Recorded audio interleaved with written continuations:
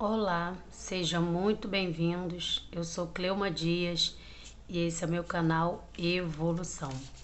Bom, hoje eu quero falar de um assunto super importante, que é a Escola do Alquimista, que é a escola que eu estou inserida, que eu já tinha falado em outros vídeos que eu ia falar sobre ela, né? É uma escola que estou fazendo parte, que está sendo assim o segundo grande divisor de águas na minha vida. E essa escola, ela fala sobre filosofia hermética, tá? Filosofia hermética que fala sobre alquimia, alquimia mental, né? Não é aquela alquimia que transforma metais em ouro, mas é uma alquimia da mente, né? Que é o tema que eu tenho sempre falado aí nos meus vídeos. E hoje eu quero falar especificamente dessa escola, né? Dessa filosofia. Hoje eu vou fazer uma introdução, porque a introdução do livro, né, que é o livro O Caibalion, que é a base dessa escola, desses ensinamentos, a introdução dele já é assim, já tem bastante coisa para ensinar, já tem bastante coisa interessantíssima da gente saber, né? Então eu vou ler um texto breve aqui do que é filosofia hermética, assim, né? Em poucas palavras. A filosofia hermética é a sabedoria que dá poder ao ser humano, que deixa o ser humano totalmente independente de qualquer fator externo para ter sucesso na vida. Porque o ser humano descobre que tem superpoderes. Ele se conecta com o eu superior dele e se torna uma pessoa invencível. Então, isso aqui é em poucas palavras, assim, uma coisa breve do que é a filosofia hermética, né? Que quando você descobre esses poderes, né? O poder do eu superior, o poder que tem dentro de você, dentro da gente, a gente ganha força, ganha poder, né? O ser humano ganha poder. E como eu já disse, a base é o livro Caibalion, que é um livro complexo, mas que a gente lendo devagar, aos poucos, a gente consegue compreender quão poderoso isso é, gente. Então, eu vou ler aqui para vocês o que ele diz aqui no capítulo 1 sobre a filosofia hermética. Os lábios da sabedoria estão fechados, exceto aos ouvidos do entendimento. Foi do Antigo Egito que nos vieram os ensinamentos esotéricos e ocultistas fundamentais que ao longo de milênios têm influenciado tão prodigamente as filosofias de todas as raças, nações e povos. O Egito, a terra das pirâmides e da esfinge. Esfinge é um ser mitológico, né? Que ele tem corpo de leão e cabeça de ser humano. Então, isso é a esfinge, né? Que na época do Egito, do Antigo Egito, que é quando foram construídas as pirâmides, e essa esfinge também, né? Esse ser mitológico. Foi a pátria da sabedoria secreta e dos ensinamentos místicos. Todas as nações receberam dele a doutrina secreta. A Índia, a Pérsia, a Caldeia, Média, China, Japão, Síria, Antiga Grécia e Roma. E outros países antigos aproveitaram-se fartamente da exorbitância de conhecimentos que os hierofantes, que são os adivinhos, né? E mestres da terra de Ísis ministravam tão generosamente aos que estivessem preparados para participar da profusão de preceitos místicos e ocultos que as mentes superiores dessas antigas terras haviam reunido. No Antigo Egito viveram os grandes adeptos e mestres que nunca mais foram superados e raras vezes foram igualados. Nos séculos que se passaram desde o tempo do grande Hermes, no Egito encontrava-se a maioria das lojas dos místicos.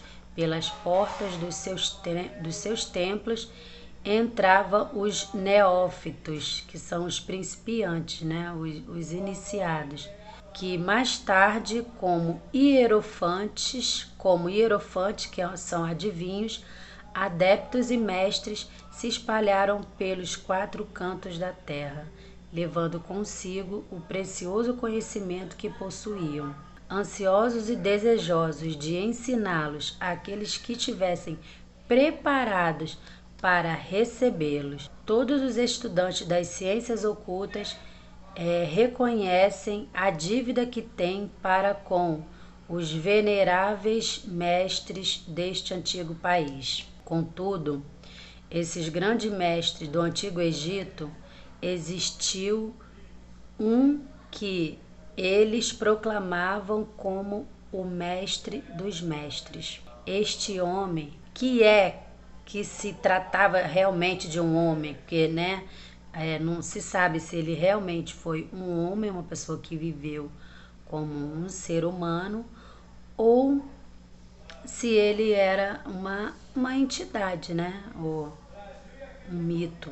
Esse homem, se é que se tratava de um homem, viveu no Egito nas remotas antiguidades. Era conhecido pelo nome de Hermes Trismegisto. Foi o pai da ciência oculta, o fundador da astrologia e o descobridor da alquimia. Os detalhes da sua vida se perderam devido ao imenso espaço de tempo, que é de milhares de anos.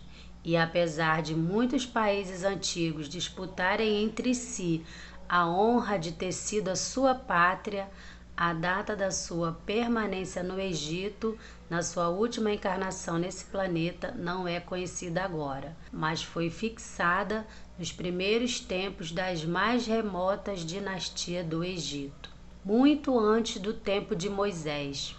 As autoridades mais competentes consideravam-no como contemporâneo de Abraão, e algumas tradições judaicas dizem claramente que Abraão adquiriu uma parte do seu conhecimento místico do próprio Hermes. Muitos anos depois da sua partida deste plano de existência, a tradição afirma que ele viveu 300 anos. Os egípcios deificaram Hermes e fizeram dele um dos deuses sob o nome de Tote.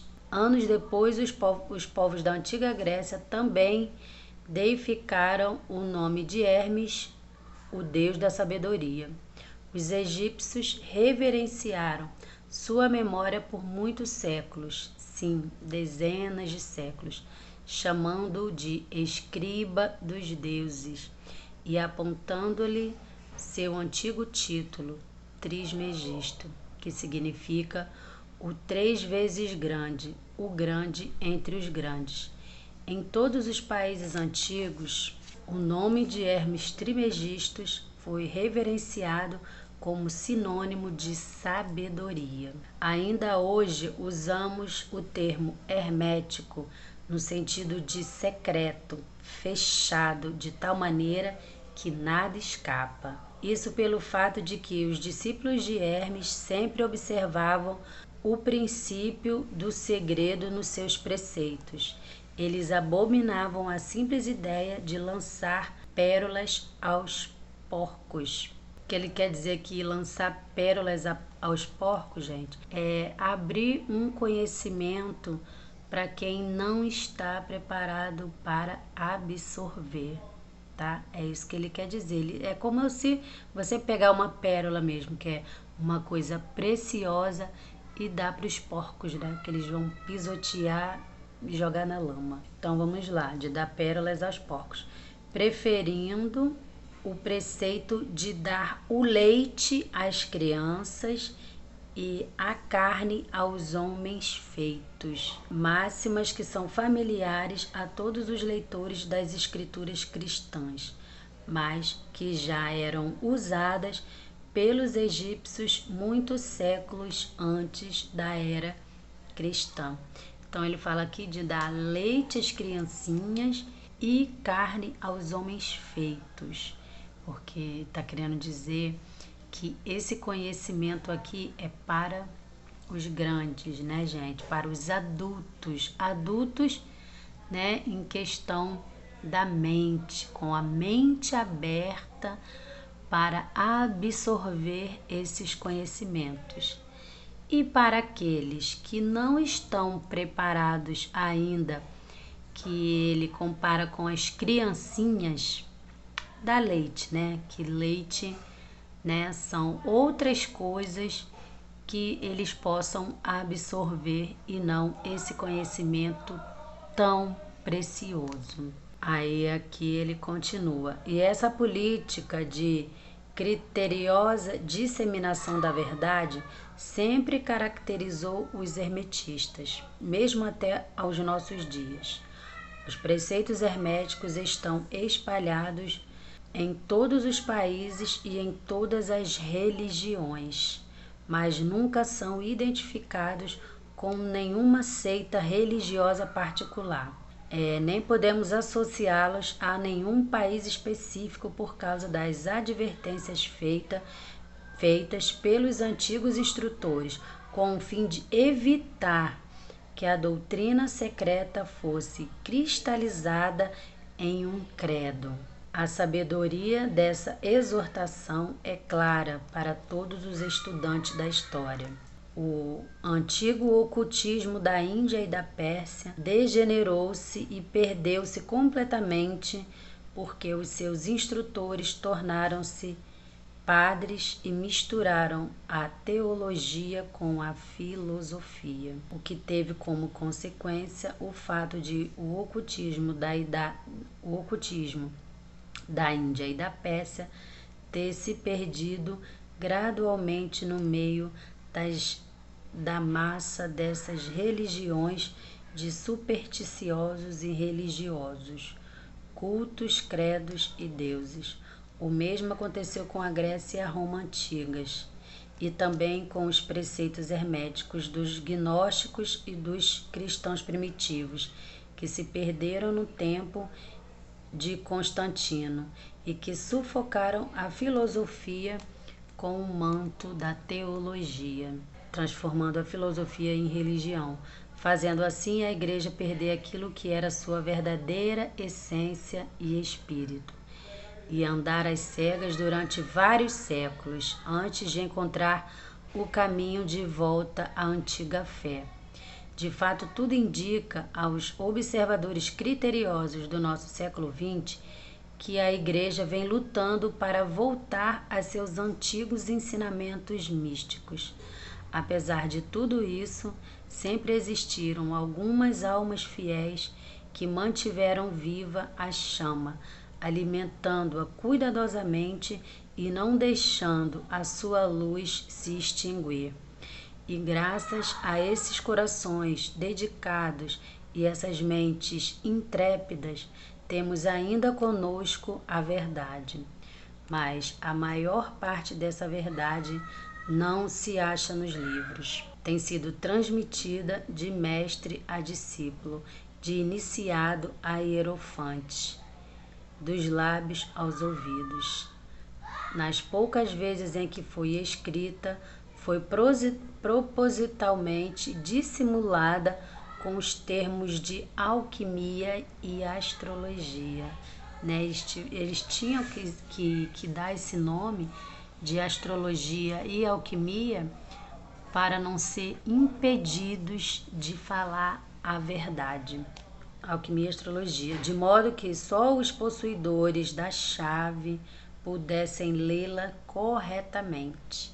Isso se faz necessário para evitar as perseguições dos teólogos da Idade Média, porque eles foram reprimidos na Idade Média, né? Não podia falar desses assuntos ocultos, né? Porque era considerado heresia, né?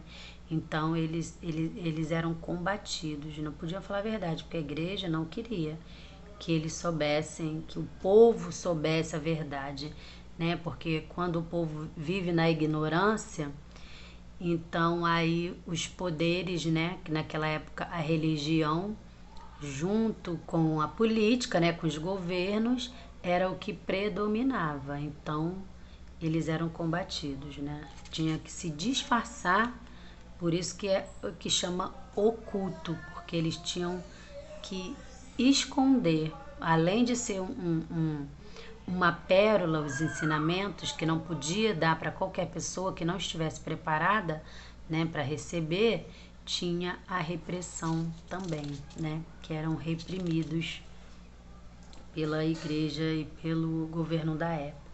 Então, vamos lá. Na poucas vezes que foi propositadamente dissimulada com termos de alquimia e astrologia, de modo que só os possuidores da chave pudessem lê-la corretamente. Isso se fez necessário para evitar as perseguições dos teólogos da Idade Média, que combatiam a doutrina secreta a ferro, fogo, pelourinho, forca e cruz, né? Que eu acabei de falar. Nos dias de hoje, ainda, não se encontrarão muitos livros confiáveis sobre a filosofia hermética, apesar das numerosas referências feitas a ela nos vários livros escritos sobre diversas fases do ocultismo. Contudo, a filosofia hermética é a única chave mestra que pode abrir todas as portas dos ensinamentos ocultos. Nos primeiros tempos, existiu uma compilação de certas doutrinas básicas do hermetismo, transmitida de mestre a discípulo, que eram conhecidas sob o nome de Ocaibalion, que é essa maravilha aqui, ó, que eu tô lendo para vocês, cujo sentido e significado ficaram perdidos por vários séculos. Esse ensinamento é, contudo, conhecido por muitas pessoas, as quais foi transmitido verbalmente, de maneira contínua, através dos séculos. Até onde sabemos, esses preceitos nunca foram escritos ou impressos até chegarem ao nosso conhecimento. Eram apenas uma coletânea de máximas, preceitos e axiomas, incompreensíveis aos profanos, mas perfeitamente entendidos pelos estudantes, depois de explicados e exemplificados pelos iniciados hermetistas a seus neófitos, seus estudantes, né? Seus iniciados. Esses preceitos realmente constituíam os princípios básicos da arte da alquimia hermética, que, contrariamente às crenças gerais, lidava com o domínio sobre as forças mentais e não dos elementos materiais, né? Que eles diziam que eram alquimistas, que transformavam metais em ouro para não serem parados, né, pela igreja, para não serem interrompidos e mortos, né? Porque antigamente era assim, né? Naquela época queimava a pessoa na fogueira se fosse contrário, o que a igreja falava, o que a igreja queria que as pessoas soubessem, as pessoas eram acusadas de crime de heresia, eram mortas queimadas nas fogueiras. Então eles se disfarçavam de alquimista que transformava metal em ouro, mas a alquimia que eles estudavam era a alquimia da mente, é a transformação da mente, é a transmutação mental, gente.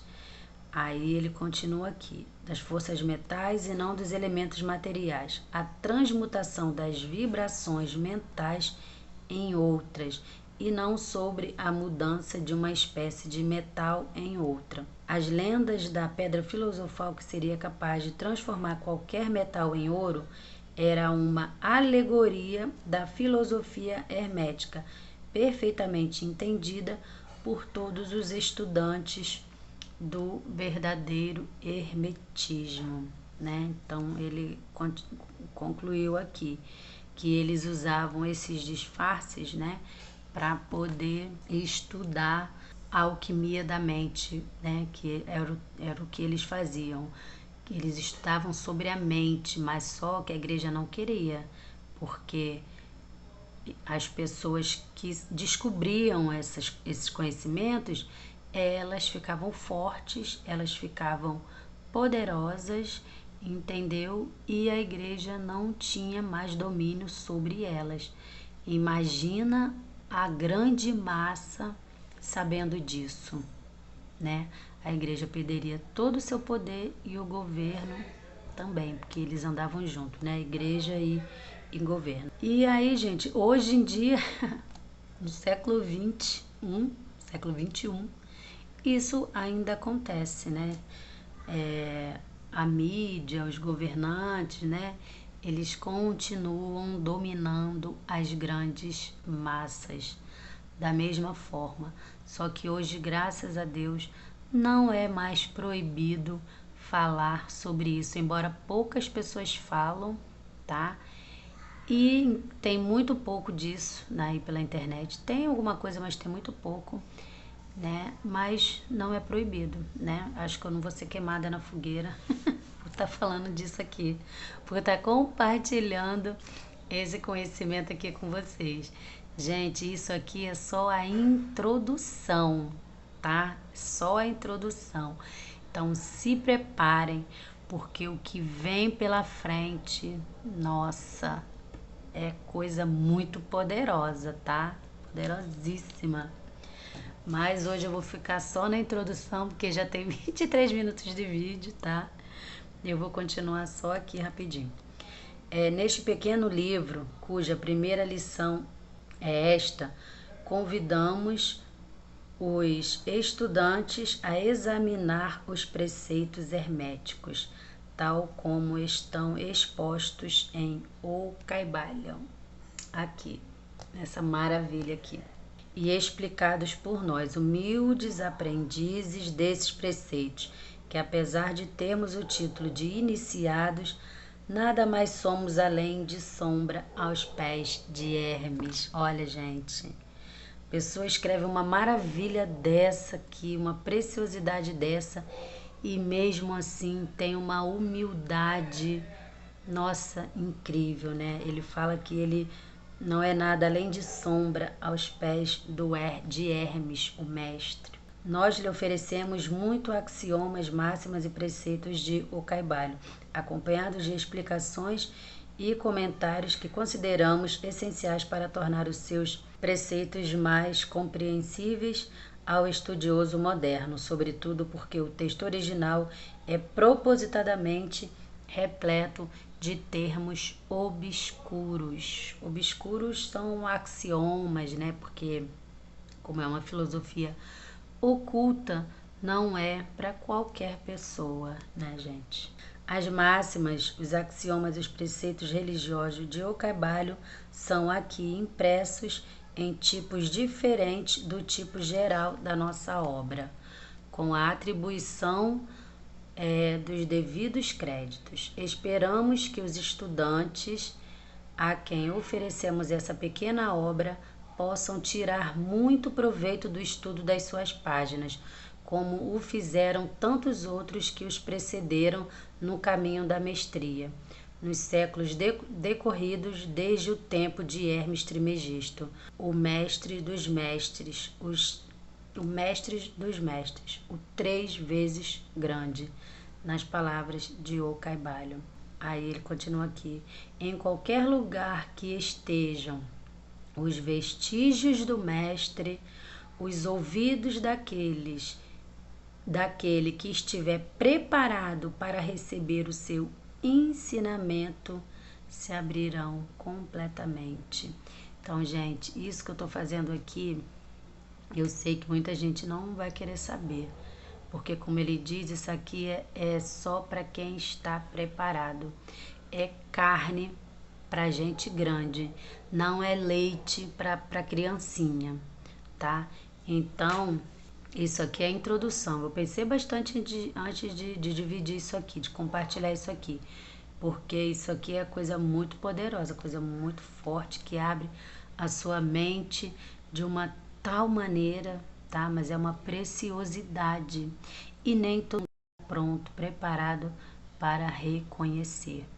Ele continua aqui: quando os ouvidos do discípulo estão preparados para ouvir, então vêm os lábios para enchê-los de sabedoria. De modo que, segundo os ensinamentos, só dará atenção a este livro aquele que estiver pronto para receber os preceitos que ele transmite.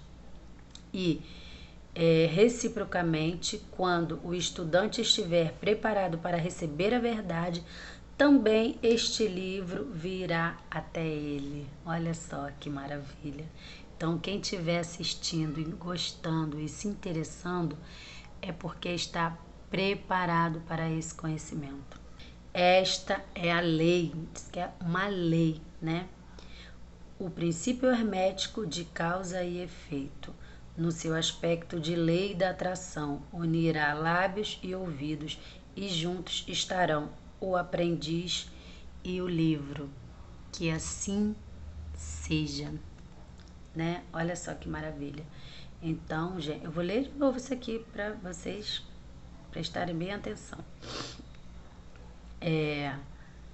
Quando o estudante estiver preparado para receber a verdade, também este pequeno livro virá até ele. Essa é a lei. O princípio hermético de causa e efeito, no seu aspecto da lei da atração. Quer dizer que quem estiver pronto para receber esse conhecimento, quem que abrir os ouvidos para ouvir esse conhecimento, os ouvidos da mente, né, gente? Não é só ouvir, é ouvir com entendimento, né? Esse livro chegará através da lei da atração. Então, se você está aqui até agora, se você está ouvindo isso, se você está gostando, né, e querendo saber mais, então significa que você está preparado, tá bom? Então, gente, aqui termina a primeira parte, que é introdução. Isso aqui é só introdução, tá? Agora, mais pra frente, eu vou falar das 7 leis, né? Porque esse livro ele fala sobre as 7 leis que governam o universo, que comandam e controlam tudo que há. E quem tem o conhecimento dessas leis e anda de acordo com elas, tem o cetro de poder na mão, tem a chave que abre todas as portas. Tá bom, gente? Fiquem com Deus, tá? O vídeo ficou bem longo, mas é de conteúdo muito importante, muito precioso. Então, reflitam sobre isso, assistam de novo, tá? Porque, como eu falei no vídeo lá atrás, né, sobre o subconsciente, é através da repetição da informação que as coisas realmente entram no nosso subconsciente, tá bom? Um beijo grande, fiquem com Deus e até a próxima. Que vocês tenham muita luz e muita paz, tá bom? Beijo grande.